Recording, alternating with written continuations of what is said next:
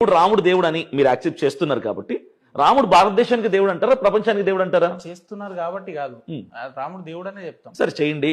మీరు రాముణ్ణి ఒక దేశానికి దేవుడు అంటారా, ప్రపంచం అంతటికి దేవుడు అంటారా? మా రాముడు ఇజ్రాయెల్లో ఉన్న వ్యక్తులకు దేవుడు కాదండి.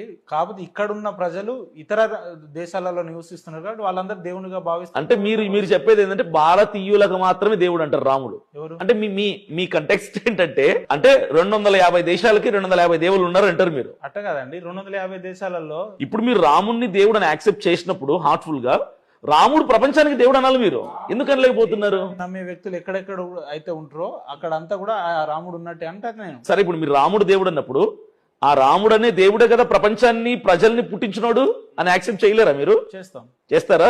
మరి తెలుగు వాళ్ళు భారతీయులకే దేవుడు అని ఎలా అంటున్నారు? ఇప్పుడు ఆయన యాక్సెప్ట్ చేస్తేనే దేవుడు అని ఎలా అంటున్నారు మీరు? ఇప్పుడు నాకు 20 మంది పిల్లలు ఉన్నారు.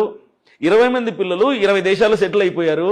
20 మందిలో 15 మందికి నేను నచ్చను, నా పేరు ఎత్తుకోరు. అలాగే నా బిడ్డలు కాకుండా పోతారా? నచ్చకుండా మీరు ఎట్లా ఉంటారు అంటున్నా. నేను వాళ్ళకి నచ్చకపోతే మీరే కదా అన్నది, మీకెందుకు నచ్చరు అంటున్నా.